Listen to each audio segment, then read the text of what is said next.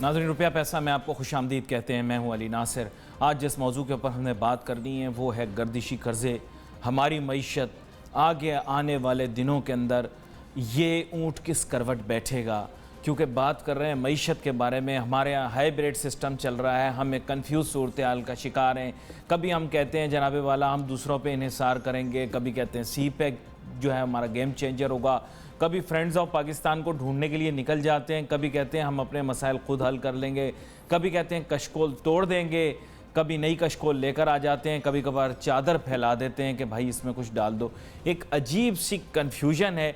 हमारी पूरी इकॉनमी और हमारी इकोनॉमिक पॉलिसी जो है वो एक स्टेट ऑफ फ्लक्स में, और जब केयर टेकर गवर्नमेंट आ गई तो इस वक्त तो समझे कि कोई भी ऐसा इकदाम लिया नहीं जा सकेंगे, कोई भी ऐसे इकदाम नहीं लिए जा सकेंगे जिनसे मुस्तकबिल के अंदर आपको दिखाई दे कि कोई समत का तयन किया जा सके, मईशत किस समत में जाएगी।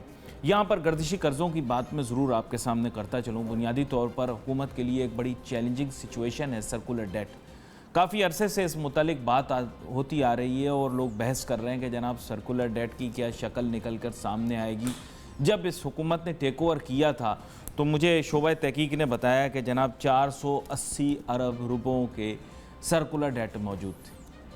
आज सूरत हाल कुछ मुख्तलिफ नहीं है।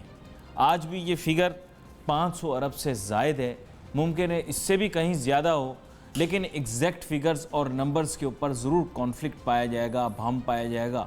लेकिन to be very logically correct ये अंडरस्टैंड करना बहुत ज़रूरी है कि काफ़ी अरसे से हम शोर मचा रहे हैं कि जी हमारे मुल्क के अंदर गर्दिशी कर्ज़े जो हैं वो काबू में आ चुके हैं, लेकिन ऐसा कुछ नहीं हो रहा। ये क्यों हो रहा है, किस वजह से हो रहा है? इसमें सबसे बड़ा इशू जो है वो ओवर एम्फसिस और over reliance on fossil fuels. हमारे यहाँ सबसे बड़ा मसला ये है कि हम तवानाई के लिए भी ईंधन जला रहे हैं, हम गाड़ियों के लिए भी ईंधन जला रहे हैं, नेज़ ये कि कहीं पर भी पावर जनरेशन या ऑटोमोबाइल्स रन करने के लिए, इस तक के ट्रेनों को रन करने के लिए भी हम जो है वो ईंधन को जलाते जा रहे हैं। अब प्रॉब्लम ये है कि जब आप ईंधन जलाएंगे, लिक्विड फॉसिल फ्यूल्स या फॉसिल फ्यूल्स को जलाएंगे, तो फिर आपके यहाँ इंपोर्ट बिल भी बढ़ेगा, आपकी सर्कुलर डेट भी बढ़ेगी। पहले तो बड़े बुलंदो बांग दावे किए कि जनाबे वाला हम अल्टरनेटिव एनर्जी की जानिब जा रहे हैं, दुनिया का सबसे बड़ा, ये तो एक हमने नया टर्म सीखा है ना, दुनिया का सबसे बड़ा। तो जो भी चीज़ इनसे पूछें, हुकूमत कोई भी हुकूमत वक्त हो वो कहती है हम दुनिया का सबसे बड़ा सोलर पावर प्लांट लगा रहे हैं, दुनिया का सबसे बड़ा ये लगा रहे हैं। ओ भाई, दुनिया का छोड़ दो, आप पाकिस्तान की तारीख़ में लगे हुए जो मरे टुट्टे पावर प्लांट हैं ना, उनके बराबर का भी लगा दो तो बड़ी बात है, कुछ नहीं हो रहा। अगर डैम की बात करें, क्योंकि देखें फॉसिल फ्यूल से जान छुड़ानी है, ईंधन से जान छुड़ानी है, पेट्रोलियम प्रोडक्ट से जान छुड़ानी है, फर्नेस ऑयल से जान छुड़ानी है, डैम बनाओ। आज इस हुकूमत का आखिरी दिन है, अब इसके बाद इनका सिलसिला फिनिश। डैम बनाना था वो एक दास्तान माजी की, अब सब भूल जाएंगे उसके मुतालिक। मेरे साथ मौजूद हैं डॉक्टर शाहिद हसन सिद्दीकी साहब, मुल्क के नामवर मईशत दान हैं, इनको वेलकम करो। Welcome doctor Shahid Hasan Siddiqui. Doctor Shahid Hasan Siddiqui साहब, जिस मौजू को मैं लेकर बैठा हूँ वो मल्टी फेसेटेड और मल्टी डायमेंशनल इशू है, और वो इस मुल्क का सर्कुलर डेट का प्रॉब्लम है। उसको हल करने के लिए मैं कहूँगा कि मल्टी प्रॉन्ग स्ट्रेटजी अपनानी पड़ेगी। गवर्नमेंट से इस बारे में रिसेप्टिव नहीं है, रोज़ ब रोज़ ये बढ़ती जा रही है और इसको कंट्रोल में कोई ला ही नहीं सक रहा। ये मसला क्या है, ज़रा मुझे बता दें, इसको हल करने का कोई तरीका आपके जहन में हो? देखिए, पहली बात तो यह कि जो बातें आपने कही हैं, जो अंग्रेजी के लफ्ज़ इस्तेमाल किए हैं, वो सूरत हाल की सही अक्कासी करते हैं, इसमें किसी को शुबा नहीं होना चाहिए। नंबर एक। पहली बात मैं बता दूं कि मैं मुस्लिम लीग नून का मंशूर देख रहा था, उसमें उन्होंने लिखा था कि सर्कुलर डेट को हम एक दफ़ा ख़त्म कर देंगे और वो फिर हमेशा के लिए ख़त्म हो जाएगा, फिर कभी दोबारा वो नज़र नहीं आएगा। ये नंबर 2 बात। नंबर 3 बात ये कि इस वक्त पाकिस्तान में जो सूबों में वफाकी टैक्सेशन की पॉलिसी है, जिसमें कि वो जो है वो ताकतवर तों पर टैक्स नहीं लगाते और बिजली के नर्ख बढ़ाते चले जाते हैं और गैस के नर्ख और पेट्रोल के नर्ख, और मिसमैनेजमेंट है, इनएफिशिएंसी है, करप्शन है और लिक्विडिटी नहीं है। यानी एक इदारा दूसरे के पैसे अदा नहीं कर रहा और रेट्स भी इतने हाई हैं कि चोरी रोकने की कोशिश नहीं कर रहे। और जो आप एक प्रोग्राम में मैंने सुना था, आप बात कर रहे थे ट्रांसमिशन लॉसेस, इन तमाम चीज़ों के जो मैंने 6 फैक्टर्स आपको गिनवाए हैं, इनकी वजह से ये सर्कुलर डेट पैदा होता है। और इसको हल करने के लिए जिन इक़दामात की ज़रूरत है उसमें कुछ जो वो हमारे मौज़िज़ वो हैं मुंतखब नुमाइंदे, वो कहते हैं अगर वो हल करने की कोशिश की तो हम उस हुकूमत को गिरा देंगे, क्योंकि यानी एग्रीकल्चर पर भी टैक्स लगाना पड़ेगा, प्रॉपर्टी पे भी लगाना पड़ेगा, डीसी रेट भी बढ़ाना पड़ेगा, शान अखराजात भी कम करने पड़ेंगे, पब्लिक सेक्टर में जो पॉइंट कई सौ अरब हमने कर दिए हैं तो ठीक करना पड़ेगा, और बिजली के जो नुकसानात हैं उसका बोझ अवाम पर डालने को रोकना पड़ेगा। उसके लिए कोई तैयार नहीं है ना, जो 3 पार्टियां सूबों में इक़्तिदार में वो भी नहीं तैयार, जो वफाक में वो भी नहीं तैयार, और पार्लियामेंटेरियंस भी नहीं तैयार, और जो उनको सपोर्ट करके इलेक्शन में कामयाब कराते हैं वो भी नहीं तैयार, और अदारे अपने किसी और झगड़ों में लग गए, आपको पता ही है। चलें एक प्रपोज्ड सोल्यूशन आपके सामने रखता हूं जिससे सर्कुलर डेट भी कम हो जाएगी, इंपोर्ट बिल भी कम हो जाएगा। वो है कि आप डैम बना लें, DAM वाला डैम, क्योंकि एक में आगे कुछ और भी लग जाता है। जी जी बिल्कुल। तो ये क्यों ना कर लें, डैम क्यों नहीं बना रहे, क्या वजह है डैम नहीं बना रहे? कभी बोलते हैं हम दुनिया का सबसे बड़ा सोलर पार्क बनाने जा रहे हैं, कभी कहते हैं हम दुनिया का सबसे बड़ा कोयले का कचरा प्लांट, मतलब माजरत के साथ पावर प्लांट लगाना चाह रहे हैं, तो डैम क्यों नहीं बना रहे? अली नासिर साहब, आप एक प्रोग्राम में ये कह रहे थे कि जी चीन से जो हमारी दोस्ती है वो शहद से ज्यादा मीठी है जी। और समंदर से गहरी है, हिमालय से कई हजार गुना ऊंची है जी। वो पीछे हट गया बनाने से। उसने कहा भाई हम हेल्प नहीं करेंगे, हालांकि कमिट किया था। तो अब ये 2006 में भाषा डैम को संग बुनियाद मुशर्रफ ने रख दिया था जी। 2006 में। आज 12 साल के बाद अभी तो जमीन का मसला ही हल हो रहा है, ठीक है ना। इस बजट में जो पैसे रखे गए हैं वो आपको पता ही है क्या है। आलमी बैंक उसमें हमें मदद करने के लिए तैयार नहीं है। बरादर इस्लामी मुल्क और इस्लामिक डेवलपमेंट बैंक जद्दा भी जो है वो खामोश है। तो अब सवाल ये है कि आपके पास रिसोर्सेज नहीं हैं, आपके कोई दोस्त हमें मदद करने के लिए तैयार नहीं है, हम अपने वसाइल बढ़ाने के लिए तैयार नहीं है, सिवाय ये कि टैक्स एमनेस्टी देकर और बजट खसारा और जारी हिसाबात का खसारा पूरा कर लें। हालांकि जैसे अभी आपने एक तजवीज़ ये बिल्कुल दी है कि सिर्फ सर्कुलर डेट का मसला नहीं है। मैं ये अर्ज कर दूं कि पाकिस्तान की मईशत को ठीक करने के लिए अगर आप डैम नहीं बनाते, जो कि 74 के बाद से आपने नहीं बनाए, तो तमाम दावे झूठे होंगे, बातिल होंगे, चाहे आप मंशूर में कुछ भी लिखते रहें। उसके वसाइल के लिए फिर आपको कुछ स्कीमें बनानी पड़ेंगी, जो अगर आपके दोस्त मुल्क हेल्प नहीं कर रहे तो वो एक तो ये है कि भाषा डैम के अलावा भी एक और फीजिबिलिटी प्रोजेक्ट बनना चाहिए, वो छोटे डैम्स भी बनने चाहिए, सूबों को भी छोटे डैम बनाने चाहिए जो वो नहीं बना रहे। लेकिन एक चीज़ ये हो सकती है कि आप समंदरदार पाकिस्तानियों को कुछ ऑफर दें कि आप हायर रेट ऑफ इंटरेस्ट पर उनसे डिपॉजिट लें, कुछ 4.5% के ऊपर, और वो 1 साल से ज़्यादा के डिपॉजिट लें, कुछ पैसे जमा हो जाए तो ये डैम बन जाएगा। डॉक्टर शाहिद हसन सिद्दीकी साहब, इस वक्त दूसरा मसला हमारे यहाँ पानी ज़ख़ीरा करने का भी तो है। मैं तो दोहरा मसला हल करवाने के लिए कुछ काम करना चाह रहा हूँ। इंडिया वाले कहते हैं कि हम सिंधु दरिया यानी दरिया सिंध को जो है वो इनके पास जाने से रोक सकते हैं मुस्तकबिल के अंदर, और वो हमें तड़ियाँ भी लगा रहा है। और अनफॉर्चुनेटली हमारे यहाँ वाटर के ऊपर कोई तरक्की नहीं हो रही। बहुत सारे तारीखदान कहते हैं कि मोहनजोदड़ो तक तबाह हो गया, इतनी बड़ी civilisation, Indus valley civilisation, due to poor water management and climate change.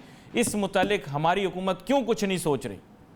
Ali Nasir साहब, आप जिस नुक्ते की तरफ इशारा कर रहे हैं, मुझे तो आइंदा जंगें सूबों के दरमियान इस मसले पर होती नजर आ रही हैं। हम पानी के एक ऐसे बहरान की तरफ बढ़ रहे हैं, बिजली का हमने हल नहीं हुआ तो हमारा ये एक बहरान की तरफ जा रहे हैं। अब आपने पानी जखीरा की बात की, एक तरफ पानी जखीरा आप कर सकते हैं, दूसरी तरफ जो सैलाब आते हैं पाकिस्तान में जी जी जी वो भी हो सकता है। और जब खुशहाली आती है, तो हमारे यहाँ तो पाकिस्तान में आपको पता है खुशहाली बहुत ज्यादा होती रहती है, वहाँ भी ये डैम्स काम आएंगे। तो सवाल ये है कि क्या छोटे अगर बड़े का एक मसला पड़ गया है तो क्या सूबों को 18वीं तरमीम के बाद और 7 NFC अवार्ड के बाद सूबों की ये जिम्मेदारी नहीं थी वफाक के साथ कि कुछ छोटे छोटे मंसूबे भी बनाएं, वफाक भी बनाए? लेकिन अगर आप इसी पे लग गए कि टैक्स एमनेस्टी दे दें, इसको गिरा दें, उसको ले आए, झगड़े चल रहे हैं, एक आदमी का नाम दें, दूसरे का विड्रॉ कर लें, तो हमने पिछले 10-15 साल में, अगर मैं ये आपसे कहूँ कि सिवाय एक दूसरे की टांग खींचने के हमने सही मानों में कुछ किया नहीं। और जैसे मैंने आपसे बताया कि 2006 में जब मुशर्रफ संग बुनियाद रख रहा था, उसको ये पता नहीं था कि हम अमेरिका की हम मदद कर रहे हैं। उस वक्त अगर वो कंडीशन उनसे लगा देता 2002 में कि जी वॉर एंड टेरर में हम अपनी कुर्बानी देंगे, 70,000 आदमी भी कुर्बान कर देंगे, दूसरे भी करेंगे, मगर कम से कम 1-2 डैम तो आप बना दें, लेकिन उसने उसके बजाय से ये बात की कि जनाब मुझे आप वर्दी में नौकरी करने दें। लेकिन मेरी और आपकी बात की सबकी नफी हो जाती है। एहसन इकबाल साहब का मीडिया के ऊपर बयान चल रहा है, पाकिस्तान में तवानाई बहरान खत्म। मेरी और आपकी कई भी गुफ्तगू की कोई अहमियत ही नहीं रही। वजीर दाखिला इतना बड़ा बयान दे रहा है। टोटली एग्री नहीं करता कि 20 करोड़ आदमी चीख के कह रहे हैं हमारी आप बात को नफी कर दें, मगर 21 करोड़ आदमी जो ये कह रहे हैं तो लोड शेडिंग हो रही है और आप अपने प्रोग्रामों में दिखा रहे हैं, लोगों से पूछ रहे हैं और वो शोर कर रहे हैं, पंखा चलते हुए नजर आते हैं, तो शहरी अफ्तारी के टाइम पे भी हो रही है, तो उनको कौन झुटलाएगा ये बता दीजिए आप मुझे। तो आप झुटला दें, आपकी बात भी झुटलाई दी जाएगी। वो 21 करोड़ आदमी जो रो रहे हैं, चीख रहे हैं और टीवी पे स्क्रीन पे आप दिखा रहे हैं, वो क्या है फिर? वो क्या हिंदुस्तान का दिखा रहे हैं? ये बात आपने दुरुस्त कही। बहुत सारे लोग जो हैं, जिसे वर्ड अंग्रेजी में आपने कहा, वो अलूफ हैं, उनको इस चीज़ उनको इन हकायक से अभी तक आगाही नहीं है। इसके मुतालिक हम बात करेंगे। छोटी सी ब्रेक लेनी है, आप हमारी नाज़रीन, let's take a short break. 2018 तक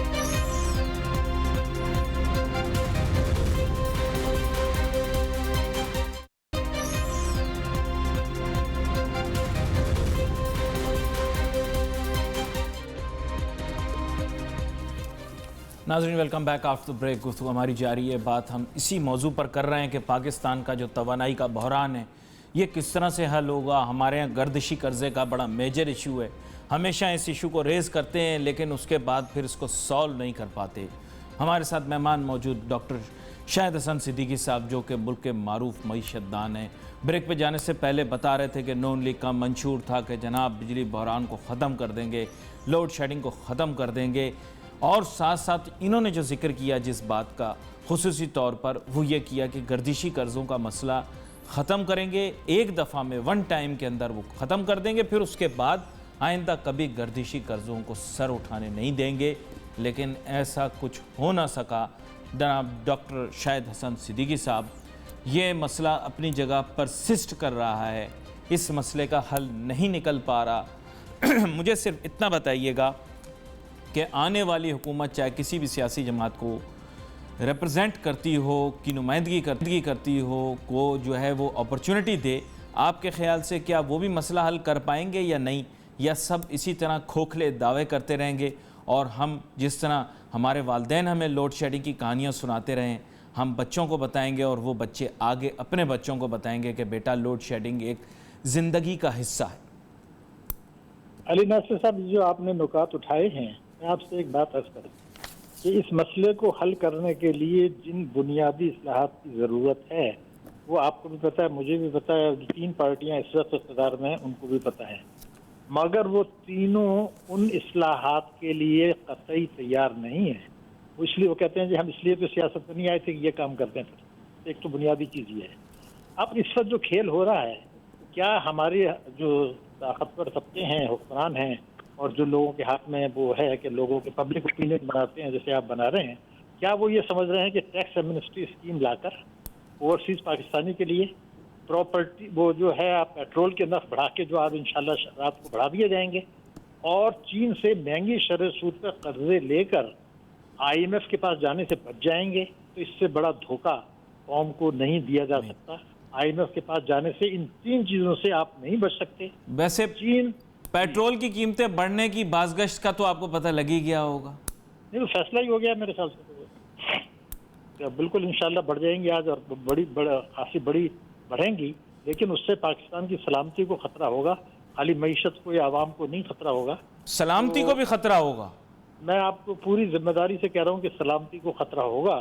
उसकी वजह ये थी कि ये जो मेरे पास जो आदाद शुमार हैं, ये जो 5 साल गुजरे हैं, इसमें वफाक और चारों सूबों ने गठजोड़ कर जो पॉलिसी अपनाई थी, वो ये अपनाई थी कि जी बिजली, गैस, पेट्रोल के नर्ख बढ़ाकर बरामदात गिराएं और उसको रेमिटेंसेस से पूरा कर लें 111(4) से, मगर हम प्रॉपर्टी पर, एग्रीकल्चर पर और दूसरी जगह टैक्स नहीं लगाएंगे। तो नतीजा ये हुआ कि इन 5 वर्षों में 1.7 अरब डॉलर एक्सपोर्ट गिर गई, जो आपको जो मिली थी 2013 में, और तकरीबन 5 अरब डॉलर की रेमिटेंसेस बढ़ गई, और बैरूनी कर्जे जो हैं वो तकरीबन आप ये समझ लीजिए कि 61 से लेकर 95 पर आ गए, तो 30-32 अरब डॉलर के ये कर्जे बढ़ गए, और 8.5 अरब डॉलर के आपके रिजर्व्स गिर गए अक्टूबर 16 से अब तक। तो सवाल सिर्फ ये पैदा हो रहा है कि क्या IMF जो है चीन के कर्जे नेमुल बदल हैं IMF के, तो उसका जवाब है कि नहीं। अब आपने जो बात की थी कि अगली हुकूमत आके चाहे ये आए या कोई भी आए, वो कहेंगे क्या, वो मैं आपको बता देता हूँ। आज अगर ये आते हैं तो ये कहेंगे कि हमने मईशत को ठीक कर दिया था, लेकिन जो कुछ हुआ पाकिस्तान में, हमारे इदारों ने जो किया, जो सियासी पार्टियों ने किया, तो हमारी जो पटरी उतर गई, अब हम उसको दोबारा ठीक करेंगे, तो 3 साल के लिए आप कुर्बानियां दे दें। क्योंकि उस वक्त जब खलाई मखलूक हमें तंग कर रही थी तो आपने शोर नहीं डाला, तो इस बहाने से वो आवाम से कुर्बानी का मुतालबा करेंगे कि जी हमने तो ठीक कर दिया था, उसको डिरेल कर दिया गया। और अगर कोई दूसरी पार्टी आई तो वो ये कहेगी कि जो आदाद शुमार हमें टीवी पर बताए जाते थे हुकूमत की तरफ से, वो सारे गलत थे। जो स्टेट बैंक कह रहा था वो भी गलत है, मिनिस्ट्री ऑफ फाइनेंस जो कह रहा है वो भी गलत है। मईशत उससे बहुत ज्यादा खराब है जो कि हमें बताई जा रही थी, तो उसको ठीक करने के लिए तो आवाम को कुर्बानी देनी पड़ेगी, जिम्मेदार तो वही हैं। अच्छा, आपने यहाँ से मतलब आपने जो एम्फसिस किया है ख़ास तौर पे वो चीन से कर्ज़ों पर भी किया है, इसका थोड़ा सा मैं आपसे राय मज़ीद भी चाहूँगा, क्योंकि अभी महातिर मोहम्मद साहब, क्योंकि मलेशिया की आबादी का एक हिस्सा जो है वो चाइनीज़ पर भी मुश्तमिल है और उनके भी चाइना से बड़े माजी के ताल्लुकात मजबूत रहे हैं, अच्छे रहे हैं, लेकिन उन्होंने चीन से महंगे कर्ज़े लेकर मंसूबे एग्जीक्यूट करने से इनकार कर दिया है।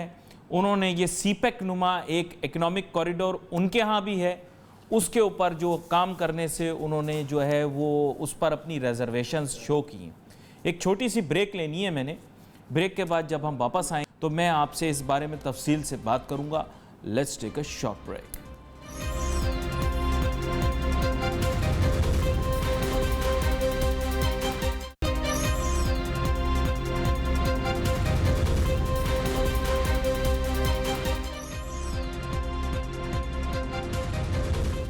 नाज़रीन, वेलकम बैक आफ्टर ब्रेक। गुफ्तगू हमारी जारी है। बात हम यही कर रहे हैं कि जनाबे वाला पाकिस्तान की मईशत जो है उसको क्या क्या दरपेश चैलेंजेस हैं, जिसमें हमने गर्दिशी कर्ज़ों का भी जिक्र किया, तवानाई के बहरान का भी जिक्र किया। ये तवानाई का बहरान जो है वो जब हुकूमत में होते हैं तो हुक्मरानों को दिखाई नहीं देता, ना महसूस होता है। कल से महसूस होना शुरू हो जाएगा, क्योंकि जब इंसान ओहदा खो देता है, कुर्सी चली जाती है, फिर दुनिया की हकीकतें जो हैं वो पूरे तरीके से महसूस भी होना शुरू हो जाती हैं और पिंच भी करना शुरू कर देती हैं। जब बंदा हुकूमत पे होता है, कुर्सी पर होता है, ओहदे पर होता है, तो वो कभी कभार जो है वो भूल जाता है कि हक़ाइक़ क्या हैं। यहाँ पर हमारी गुफ्तगू जारी है। जनाब डॉक्टर शाहिद हसन सिद्दीकी साहब के साथ बात कर रहे हैं, नामवर मईशतदान हैं पाकिस्तान के। और ब्रेक पे जाने से पहले इनसे गुफ्तगू हो रही थी पाकिस्तान की मईशत के मुतालिक। आम सवाल इनसे पूछता हूँ कि जनाब डॉक्टर महातिर मोहम्मद साहब, जिनसे हमारे सियासतदान बहुत ज़्यादा मुतासिर हैं, बिलखुसूस इमरान खान साहब भी महातिर मोहम्मद साहब से बहुत मुतासिर हैं, और एशियन टाइगर्स के दौर के अंदर जनाब नवाज शरीफ साहब भी बहुत मुतासिर रहे होंगे। उन्होंने तो अपने मुल्क के अंदर सो कॉल्ड जो भी ओबोर या इकोनॉमिक कॉरिडोर की शक्ल में जो भी चाइना नोटू खर्च कर रहा था वो लेने से पहले बहुत ज़्यादा मोहतात हो गए। पाकिस्तान में अभी तक हम वही पुरानी बातें करते जा रहे हैं। क्या आपके ख्याल से महंगे कर्जे लेकर पाकिस्तान में इंफ्रास्ट्रक्चर प्रोजेक्ट लगाना पाकिस्तान के मुस्तकबिल के लिए अच्छा रहेगा और गेम चेंजर हो जाएगा और नौजुबिल्ला तकदीर बदल जाएगी? इस तरह के अल्फाज तक लोग इस्तेमाल करते हैं। जी, मैं ये समझता हूँ आपने सही बात की है कि ये गेम चेंजर तो नहीं होगा, लेने के देने अलबत्ता पड़ सकते हैं। पहले मैं आपसे यह कर दूं कि महातिर मोहम्मद साहब जो बातें कर रहे हैं इसलिए कर रहे हैं कि वो 1997 में भुगत चुके हैं। उन्होंने कर्जे लेके बिल्डिंग्स पर लगा दिए, तो वो तो उससे आमदनी तो लोकल करेंसी में हो रही थी। तो स्टेट डिपार्टमेंट ने एक कॉन्स्पिरेसी करके वहाँ पर बहरान ले आए थे, पूरा इंडोनेशिया मलेशिया सब तबाह हो गए थे, आपको याद होगा। उन्होंने उसको रीबिल्ड किया था, लेकिन उन्होंने उससे सबक सीख लिया। हम सबक सीखने के लिए तैयार नहीं हैं। बुनियादी चीज़ ये है कि अगर आप कर्जे लेते हैं बैरूनी, जिनसे एक्सपोर्ट बढ़े, बहुत अच्छी बात है। अगर कर्जे लेते हैं जिससे इंपोर्ट कम हो, बहुत अच्छी बात है। अगर आप इंफ्रास्ट्रक्चर बेहतर उससे होती है, लेकिन अगर वो इंफ्रास्ट्रक्चर मुल्की करेंसी से बन सकती थी तो फिर आप डॉलर क्यों ले रहे, वो एक सवाल या निशान है। इन कर्जों से जिनसे आपके वो वसाइल पैदा नहीं हो रहे जिनसे कि आप उस कर्जे को अदा कर सकें, और जारी हिसाबात के खसारे के लिए, करंट डेफिसिट के लिए, रिजर्व्स को गिरने से लेने के लिए अगर कर्जे ले रहे हैं, जो कि हम ले रहे हैं, इसको कहते हैं आग से खेलना। जो हम जानते बूझते हुए बहैसियत कौम इसको एक्सेप्ट कर रहे हैं कि हम कर्जे लेते चले जा रहे हैं ताकि कुछ टाइम गुजर जाए, IMF के पास ना जाना पड़े, वो बाद में जाए उसके खाते में जाए। इसको मैं कहता हूँ आग से खेलना। ये है सलामती का खतरा, ये पाकिस्तान के अवाम के लिए खतरा है, पाकिस्तान की मईशत के लिए है, पाकिस्तान की सलामती के लिए है। तो जो कौमी सलामती कमेटी है उसको एक इजलास में ज़रा इस पर भी गौर कर लेना चाहिए कि जिन शराइत पे आप ले रहे हैं, और अगर कल को चीन ये कहता है कि भारत को अब ज़मीनी रास्ते से कनेक्टिविटी के नाम पर रसाई दे दें और कश्मीर के मसले को भूल जाए, तो क्या आप स्टैंड ले लेंगे जो 48 स्टेप तक लिया हुआ है? ये कौमी सलामती कौंसिल को भी इस पर गौर करना पड़ेगा। सर, मुस्तकबिल का तो प्लान है ही ये कि पाकिस्तान के जरिए इंडिया तक और इंडिया की मार्केटों तक रसाई हासिल की जाए। हमारे यहाँ मासूम जीटी रोड के आसपास बसने वाले लोग, जिनकी सोच और फिक्र के अंदर अभी तक ये बात ही नहीं आई कि सीपेक का मंसूबा आगे बढ़ के हिंदुस्तान, जो कि मेजर मार्केट है चाइना की, वहाँ जाएगा और फिर चाइना उस तरह की डिमांड कर सकता है जिसका आपने जिक्र किया है। तो हमारे तो मासूम लोग हैं सर, बेचारों को पता ही नहीं है, रट्टो डेरों से मुड़ के इसको गवादर लेकर जा रहे हैं, परेशान हैं, नौजुबिल्ला मुस्तकबिल और या तकदीर बदलने की बातें कर रहे हैं। खुदा न खास्ता इनके साथ आखिरत का तो मैं नहीं कोई दावा करना चाहता, लेकिन ये लोग जो यहाँ समझ रहे हैं कि तकदीर बदलने वाला सीपेक है, आप खुद बताएं कि इनका मुस्तकबिल क्या होगा, इनकी माशी सोच क्या होगी इन लोगों की, ये मुझे बता दें बस आप। आज तल्ख बातें होंगी, आज हुकूमत का आखिरी दिन है सर, आज तल्ख बातें होंगी। लेकिन ये तो जो करना था कर चुके थे। अब तो हमें आपको कौम को ये बताना है कि अगर ये टैक्सों की वसूली कौमी सरमायाकारी और कौमी बचतों में 13,000 अरब रुपया साल हम कम वसूल कर रहे हैं अपने जैसे मुल्कों के मुकाबले में, उस नुकसान को अगर आप सीपेक के कर्जों से और दूसरे कर्जों से पूरा करना चाहते हैं तो आग से खेलना होगा। आप ये 13,000 अरब रुपए सालाना अगर बढ़ा लेते हैं तो हम इसको गेम चेंजर आप भी बना सकते हैं, लेकिन उसके लिए कौम को, सियासतदानों को जो हुकूमत में आते हैं उनको दबाव डालना होगा और आपको एजुकेट करना होगा। ये जिम्मेदारी हम उठा लें तो ठीक है, वरना वही जो आप डूम्सडे का बता रहे हैं, कौम को उसके लिए तैयार रहना पड़ेगा। इनको कुछ नहीं पता इकोनॉमी के बारे में। मैं मतलब अमूमन जिक्र नहीं करता, ना मैं अपनी राय देता हूँ। सियासतदानों के साथ जब भी मुकालमे हुए मैंने ऐसा महसूस किया कि उनकी मईशत के मुतालिक जो नॉलेज है वो निस्बतन कम है और ममालिक की निस्बत बहुत ही कम है, और पब्लिक की तो और भी ज़्यादा कम है। इस सिचुएशन के अंदर कैसे एजुकेट किया जाए, आप मुझे बताएं। कहना यह था कि जो बुनियादी बातें हैं कि आप जो है वो मुल्की पनामास को कहते हैं बिल्डिंग पे 5% दे दो, तो वो 5% क्यों दे दो भाई, उस पर इस मौजू के ऊपर आपके साथ मुफस्सिल गुफ्तगू जो है मुस्तकबिल में भी होगी। आपका बहुत शुक्रिया डॉक्टर शाहिदी साहब, आप प्रोग्राम में हमारे साथ शामिल हुए। नाज़रीन, we wait for your messages on Facebook. Ali Nasir को, हमारी टीम को इजाज़त दीजिए। अल्लाह हाफ़िज़।